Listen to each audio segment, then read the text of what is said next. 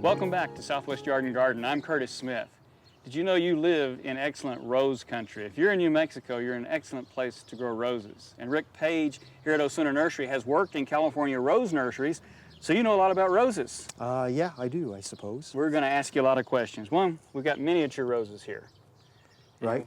We've got about 5 different miniature roses. And just that we pulled together right here. And you can't hardly tell some of them are miniatures. Like we've got this one that's taller.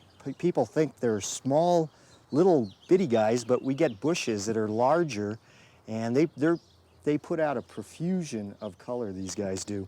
Yes. This is a patio rose, a standard. This one over here, a standard, which means it's on a trunk. Right. It's a miniature rose grafted on top of a straight stem. And so it'll only higher. Get about this tall. But it's a mini rose, miniature. You could put a regular full-size hybrid tea on top of a standard, but this one's a miniature rose, so they call them patio style. That's right. And so it's really, a miniature doesn't refer to the size of the plant. That's correct. It refers more to the size of the flower.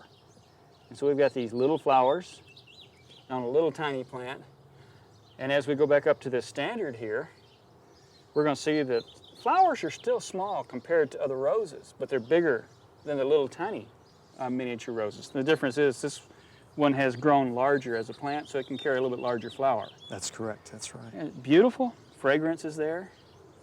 Yeah, and incredible colors too. This one's called Hot Tamale, and you can see it's got yellow and pink and apricot. Oh, I love this. The younger flowers have less pink, but more of the apricot color. I like that. This one's Saffron Minuetto. Minuetto. Okay. And similar but different. A little bit smaller flower, but similar colors. You know, bright colors that you can have in the miniature roses. So miniatures are a good choice for New Mexico. Yeah, they grow very easily. They're less susceptible to pest and disease. Well, another point, especially for those living at higher elevations and in the northern part of the state, the miniatures are actually quite hardy. That's right. And if you got snow, they're going to be below the snow, so they're protected there. Except for you do have to watch it with standards, because you got to protect that trunk. Yeah, you got to cover that up with something. So you wrap insulation around it during the winter? Yeah, burlap, or they actually make something you can cover it with. It's got little holes so it still breathes. Okay. Well, let's look at some of the others we've got here, though. You've got some that are not miniature roses. Let's look at the shrubs. Okay, this is a Persian, well, this was an Austrian copper. And it's relative behind it with the bright yellow flowers. And so that'd be the yellow, Rosa Foetida. I love that name. Fetid means it stinks. And if you smell it, it doesn't smell like the other roses. I smell a really strong citrus smell when I smell it. And some people consider it unpleasant. I don't think it's that bad. And I can't really smell it. You don't smell it very far away. But this is one that blooms once a year. When it blooms, it is spectacular. It's pretty incredible. Everybody asks about this rose when it blooms. People come in looking for this rose. And it's interesting, it's just a mutation of the yellow one right here. This one's just yellow. This one has orange on the front of the petals, but it's bright yellow on the back side. So it's a simple plant, tough, really a tough shrub rose.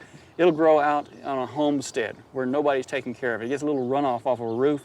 It'll grow there. These are tough plants. Very durable plants. And you've got another shrub rose right here in front of you, as I recall. The Austin. Oh, the Austin. This is a rose that is a combination of an old rose and some of the modern roses. And they look, you can see this one here. This is actually a small guy, but you can get big cabbage-sized roses off of these plants. And there must be about 60 varieties of them.